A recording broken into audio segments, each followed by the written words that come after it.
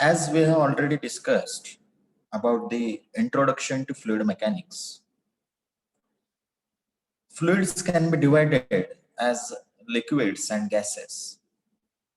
Liquids, the molecular spacing is larger than the solids, and in gases, the molecular spacing is larger than the liquids. So ultimately, fluids are liquids as well as gases. So what is the definition of fluid? Fluid is a substance that deforms continuously in the face of tangential or shear stress. Means what? If you let flow the water, it flows in any direction, right?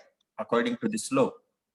So that's why the liquid or fluid or water having the various layers, and that layers roll over each other, and that's why it flows. So the property of fluid is such that it offers the flow, it offers the motion along with a slope or path in a direction. Okay, so it deforms continuously. Deforms means it changes its shape. When you pour the liquid in a certain vessel, it will acquire its shape. When you pour the same liquid in a glass, it will acquire the shape of a glass. So this is a property of fluid, that it deforms continuously. Okay, so as you can see here, fluid can be a gas, fluid can be a liquid. Okay, but solid we cannot call it as a fluid because it does not obey the, it does not stand for that definition of fluid. Okay, now the fluid mechanics is a branch of science which deals with the behavior of the fluids at rest as well as in motion. Okay, so in statics, dynamics, we are going to study the various concepts, such as in statics, we will study the fluids at this stable state of condition, in which we will study the stability, pressure, and buoyancy. While as in dynamics, we study the fluids in motion, considering the cause for that motion, that is the force. So in dynamics, we will study the laminar flow, turbulent flow, then viscous, inviscous fluid, steady flow, unsteady flow, compressible flow, incompressible, means compressible fluid, incompressible fluid. Okay, so these are the various things that we are going to study. In initial phase, we'll study the various basic properties of the fluid, such as the density, viscosity, compressibility, then vapor pressure, surface tension, capillarity, bulk modulus, all these things we are going to study in the initial phase. Now after that, what is the shear force? Shear force means nothing but a perpendicular force. As you can see in this image, a perpendicular force is acting in x direction, while as y direction is a vertical direction. So that's why the perpendicular direction to y direction will be x direction. So a force is acting in x direction, horizontal, perpendicular to the y direction. That will be a shear force. Okay, and shear force may cause the deformation. So that is your shear force. After that, applications of fluid mechanics. We are having various applications of fluid mechanics. Why we are going to study this subject? Because it is having a vital applications, such as the in meteorology, in weather forecasting, in aerospace, automobile industry, then turbo machineries, hydraulics, refrigeration, air conditioning, HVAC system, then in renewable energy, wind power, wave power. And it's also having the biomedical applications. Then in hydropower plants, to generate the power from the water energy, we are having the applications of fluid mechanics. Then pipe flows. The fuel is flows through the pipes. Then we need to study the fluid mechanics of all the plant or all the your arrangement. Open channel flows. Water flows through the canals is nothing but open channel flows. Then in hydraulic machineries, turbines and pumps, we are having the Pelton turbine. Then you are having the various pumps such as the reciprocating pump. So this type of various, we call it as a turbo machines. Okay, so it's comes under the fluid machineries. So that's why the fluid mechanics is having a huge or a huge scope of study, scope of research, and scope of applications also.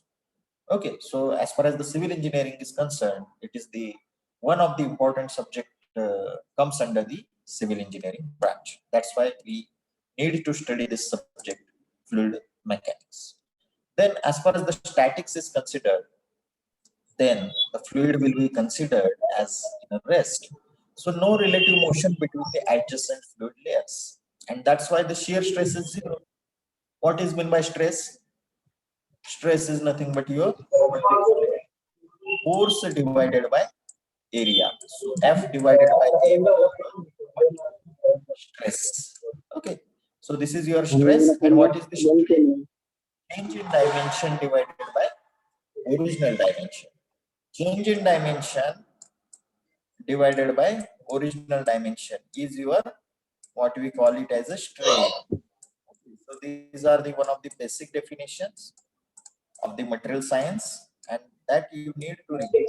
This is stress, that is force per area, and strain is change in dimension divided by original dimension. Okay, so remember these things. After that, again the applications are given. The fluid statics is having certain applications such as the pressure variations in dam. In dam, the water is at the stable condition. Water is not flowing in any direction. If the water is in stable condition in a reservoir, in a dam, in a pond, then fluid statics will come. Okay. Wear. What is meant by wear? Obstruction to the fluid flow is the wear. Okay. And the water is stored with the help of the wear. So again, there will be application of fluid statics. Okay. Then forces on submerged bodies. If your fluid is at the rest condition and if certain bodies are submerged means immersed, then that study will also comes under the fluid statics. Then tensile stresses on the pipe walls. Okay, if your water is at the stable condition in a pipe, then that study will also comes under the fluid statics. Buoyant forces. If your ship, if your ship is sailing in the water or in a sea, then the buoyant force exerting, that is the upward thrust exerting on the ship, that also comes under the fluid statics because the fluid is at the rest. Okay, so these are the various applications of the fluid statics. One by one, we are going to see. Okay, this is a representation of a dam. How you can see this? These are the spillways.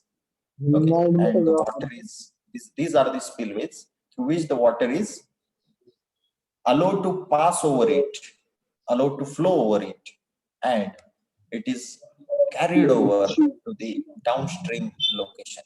Okay, so this is the upstream location at which the water is stored, and water is allowed to flow towards the downstream location.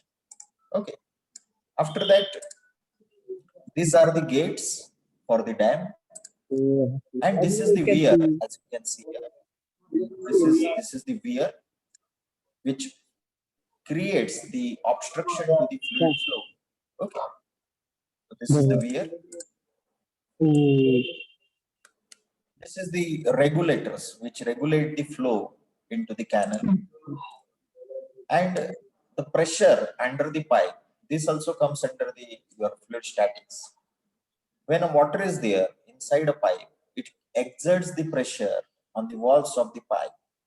Then that also comes under the your fluid flow under the pressure. Or if the fluid is at a stable condition, then it comes under the fluid statics. So a pipe may fail if the pressure exceeds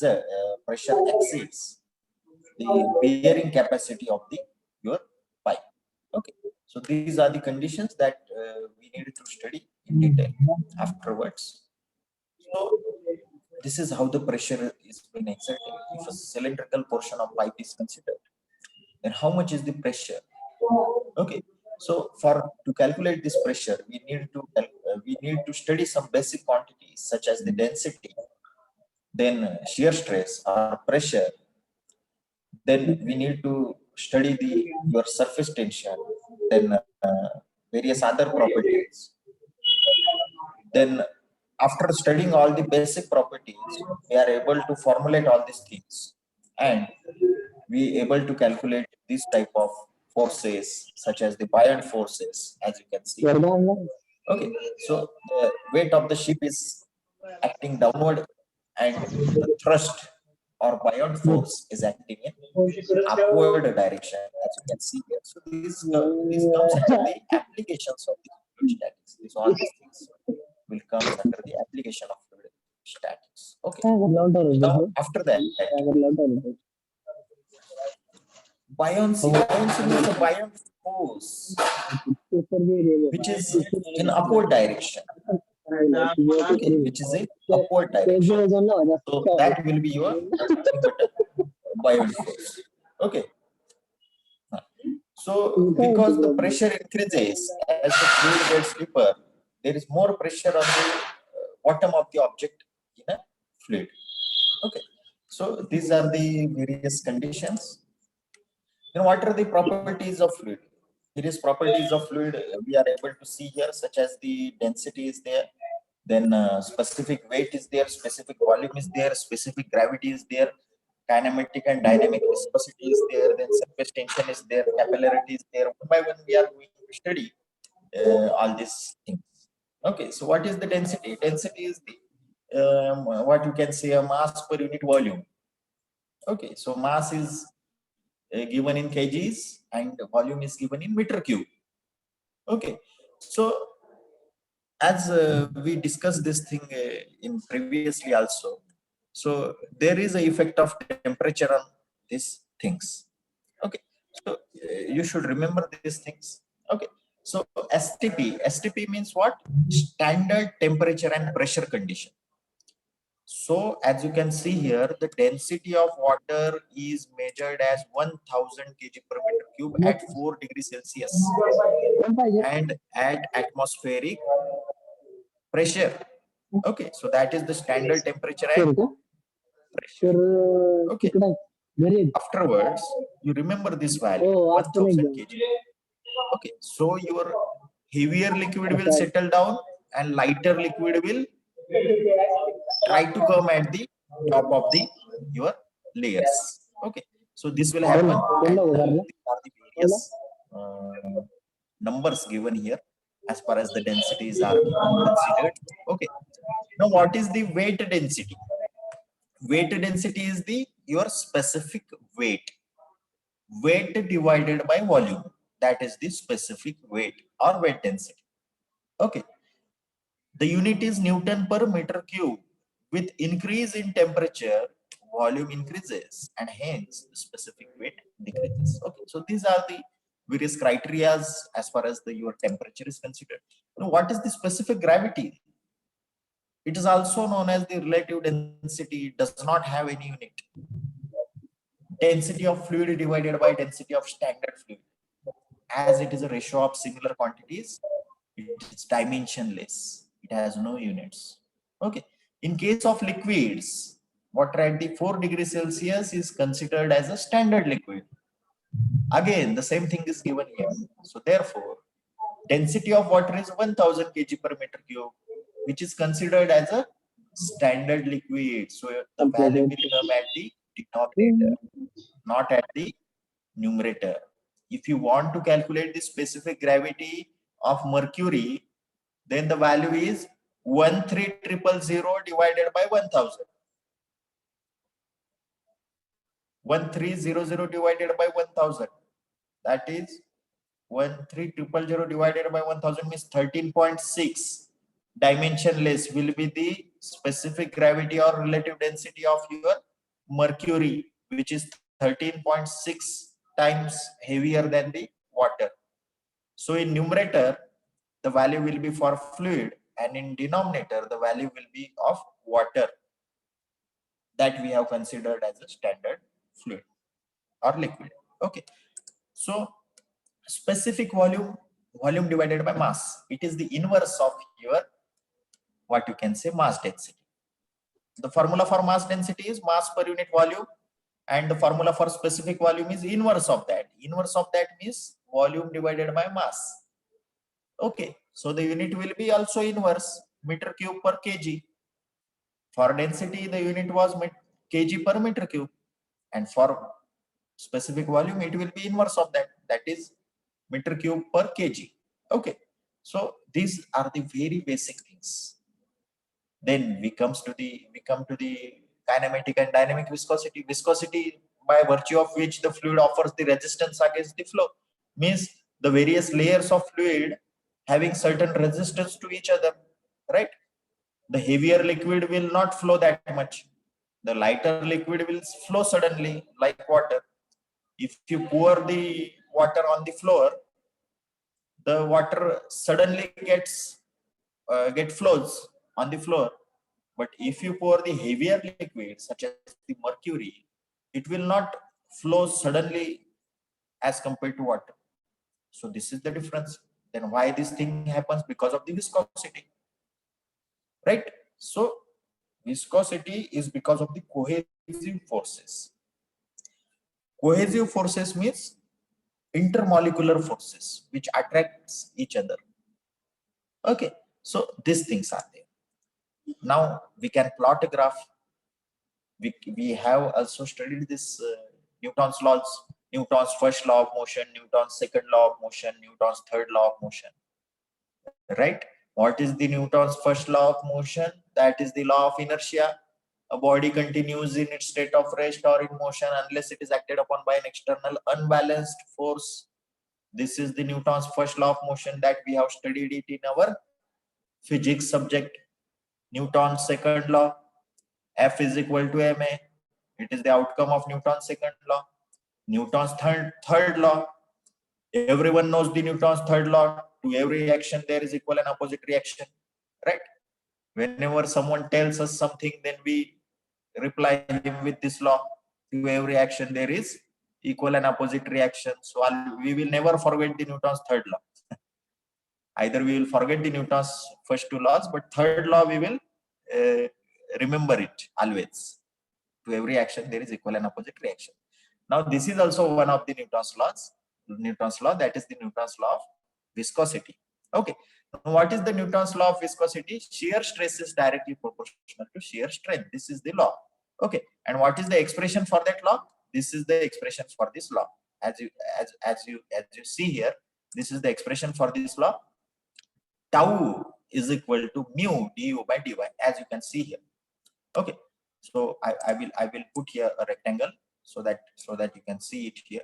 Okay, so this is the Newton's law of viscosity, which is very much important as far as our numericals are considered. Shear stress tau is equal to this. Tau is called as the shear stress, is equal to mu. Mu is nothing but the coefficient of dynamic viscosity multiplied by du, which is the change in velocity, divided by dy, which is the change in depth or change in height. So this is the law. Now what is the use of this law? For us it is useful in examination because the questions or numericals will come on this topic, right? So we need to solve it in our exam, right? But the application of this is very large. Okay, so these formulas are used everywhere in the applications of fluid mechanics, in the design of various for design of various projects of the fluid mechanics. Okay, so that's why the Newton's laws are basic laws. Okay, so this is the basic law of fluid mechanics, that is the Newton's law of viscosity. Okay, and from this law we derive this expression for dynamic viscosity, that is mu. Mu is the coefficient of dynamic viscosity or dynamic viscosity value. Okay, so mu will be equal to tau divided by du by dy. This will go to the LHS. If you want to calculate it for mu, it will go to the LHS, that is tau divided by du by dy. U is the velocity, y is the depth. Change in velocity by change in depth is equal to shear strain. And what is the statement of this law?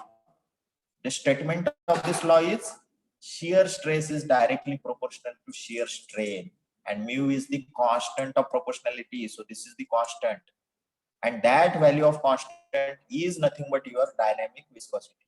So if someone tells you in numerical or asks you in numerical, calculate the value of viscosity, preferably the dynamic viscosity, then you must use this formula. Tau is equal to mu du by dy. You must use this formula. If other values are given, then you definitely find this value of mu, which is the coefficient of dynamic viscosity. Okay. So the unit of this mu, what is the unit will be? What will be the unit for this mu? Newton second per meter square. This is the unit. Okay. So this is the SI unit. And what is the CGS unit? That is the poise. P-O-I-S-E. Poise is the CGS unit. Okay. So this is the thing. If you multiply this thing with 10, then you will get the is CGS unit. That is the poise. Okay. And if the value is in given poise, then you divide it by 10. Divide it by 10 or multiply it by 0.1, same thing. You will get the value in SI unit. Okay. So in CGS unit, you will have a larger quantity. In CGS unit, you have the larger quantity. That's why you multiply it with by 10 to convert from SI to CGS. Multiply with the 10. So simple to remember. To convert SI to CGS, multiply it by 10. Simple. You can remember it in this way. Okay. Now we will clear all these things and we will move further. Okay. So these are the things. Then kinematic viscosity. Initially we have seen the dynamic viscosity. Now this is the kinematic viscosity. What is the kinematic viscosity? We pronounce it as a nu. Okay. So nu is equal to viscosity, initial viscosity, that is the dynamic viscosity, divided by the your mass density. Here you can see it. This nu, it looks like a V. It looks like a small v, but we call it as nu. Okay. So nu is equal to dynamic viscosity divided by density. This is the formula for this kinematic viscosity. And when you come at the conclusion, when you get the conclusion regarding its units, then at final we will get the its unit as meter square per second. That is square of length divided by time. Meter square per second is the unit of kinematic viscosity, and the CGS unit is Stoke. Okay. So again, if you want to convert from SI unit to CGS unit, multiply it with the 10 raised to power 4. That is the simple conversion. You can this is the outcome of this formulas. Okay. So simply multiply it with the 10 raised to power 4. You convert it from SI unit to CGS unit. And if you go in a reverse direction from CGS to SI, simply multiply it with the 10 raised to power minus 4. Okay. So all things are given here. You can take a note of all these things. Okay. Now afterwards, effect of the pressure on the various viscosities of fluid, that topic is there. After that, types of fluids: ideal fluid, Newtonian fluid, non-Newtonian fluid. What is the ideal fluid? Ideal fluid does not exist. It is an imaginary fluid. It does not have the viscosity. So such type of fluid cannot exist in nature. So that's why we call it as a imaginary fluid. Okay. Now after that, Newtonian fluid. What is Newtonian fluid? The fluid which obeys the Newton's law of viscosity. And what is non-Newtonian fluid? Which does not obey the Newton's law of viscosity, which is not according to the Newton's law of viscosity. That is non-Newtonian. Okay, so simple thing is there. Then what is the real fluid which exists in nature? That is the water, is a your real fluid. Okay, so these are the various things. Then these are various numbers given, various values of viscosities of the various elements. Okay, so these are the, what you can say, various things given here.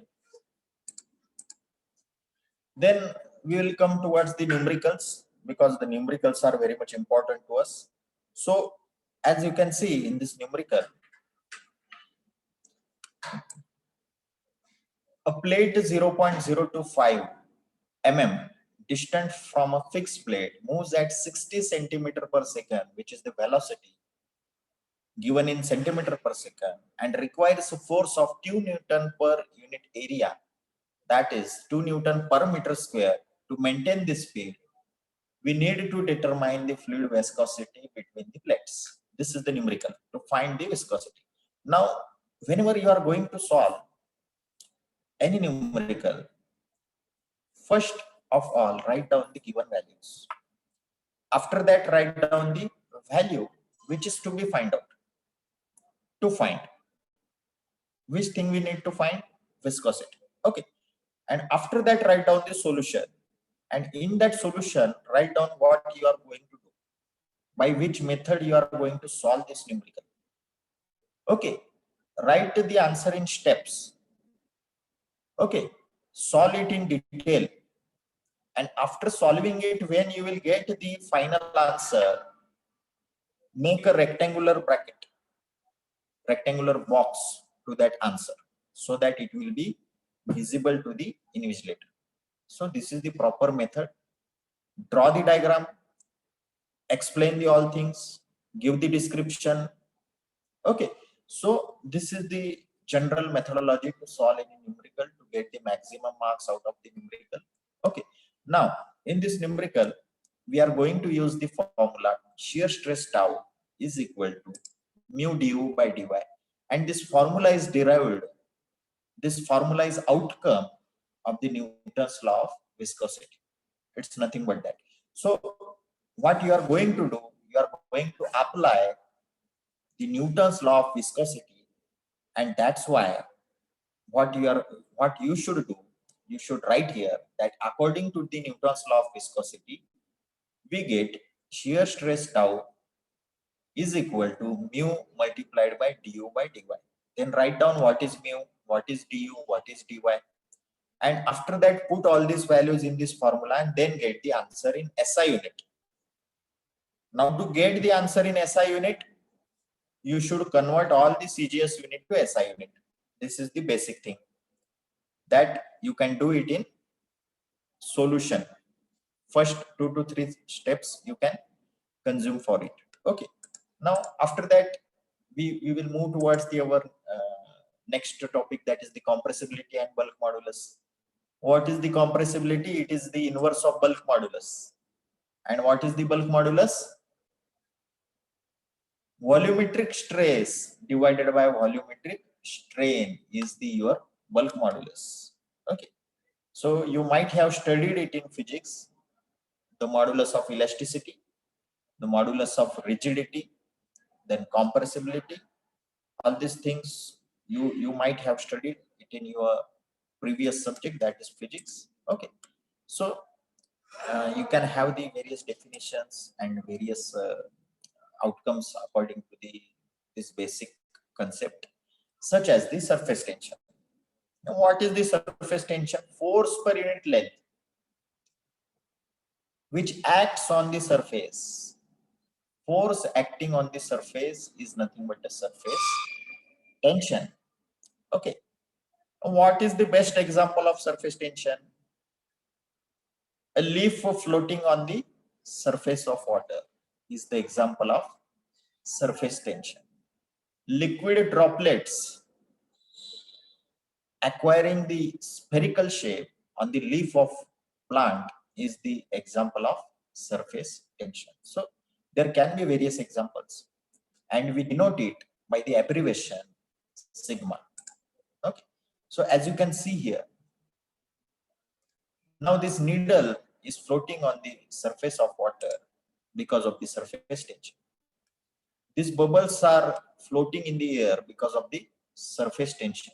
Okay, these small bubbles are resting on the leaf of the plant because of the surface tension. Okay, so these are the certain examples. Now, for the liquid droplet, the surface tension can be calculated as pressure multiplied by D divided by 4. So PD by 4. This is the outcome, final outcome of this. Okay. Or your pressure will be equal to 4 sigma by D. So 4 sigma, sigma is your surface tension. So this is the derivation and this is the outcome. Okay. So you can get all these things. So step by step, what is the circumference? Circumference will be pi d or 2 pi r multiplied by the sigma, which is the surface tension that we have assumed. After that, pressure force on the area. Area is equal to how much? Pi d square by 4, which is the cross sectional area. Okay, so pressure multiplied by area will be your force, right? So equating this to force, we will get finally P is equal to 4 sigma by D, or sigma is equal to PD by 4, which is the expression for your surface tension. Okay, so for the sphere means liquid droplet, which is in spherical shape. So we will have this thing. Now surface tension on hollow bubble, the bubbles float in the air. For that, we have P is equal to 8 sigma by D. Initially, for liquid droplet, we are having the expression P is equal to 4 sigma by D. For hollow bubble, we have the expression 8 sigma by D. Okay, you remember it for the competitive exams because certain things can be asked in multiple choice questions. Okay, what is the capillarity? Capillarity is a phenomenon of rise or fall of a liquid in a tube, such like a glass tube. Okay, the liquid rises through that glass tube is a capillary rise, and if liquid falls in that glass tube, then it is capillary fall. Okay, so rise is there, fall is there, but the phenomenon of rise and fall, we call it as a capillarity. It is measured in centimeter or mm. Okay, but because it is a small quantity, so that's why. Now this is the diagrammatic representation. Capillary rise is shown on the left side, capillary fall is shown on right side. Okay, so when a lighter liquid such as the water is there, then capillary rise will happen, and when a heavier liquid such as the mercury is there, then the capillary fall will appear. Okay, so this is because of the cohesion, cohesive properties and adhesive properties of the fluid. Okay, so these are the certain diagrammatic representations. Okay, now how the surface tension is acting in capillary rise and capillary fall. Okay, so while capillary rise is there, the concave shape is there. While the capillary fall is there, then the convex shape is there. Okay, so these are the various shapes that you can see here. This is the concave shape, this is the convex shape. Okay, so this type of differences you can point it out. Okay, so now what is the expression for this capillary rise? That is sigma pi d cos of theta. Sigma pi d cos of theta. You remember this formula. This formula we use it for a capillary rise. Okay, as in capillary rise, in case of water, if the angle of contact is 0, then cos of 0 and cos of 0 will be 1. So that's why sigma pi d will be there. Okay, so you remember these formulas. So you when you try to calculate the capillary rise, fall 4 sigma by rho gd. Rho is the your density. Okay, these things are there, and again this for the capillary fall also, h is equal to 4 sigma cos theta by rho gd, and the angle for that mercury and glass tube will be 128 degree. So you calculate the cos of 128 degree, and you can get the answer for the capillary fall. Okay, so this is up to this lecture.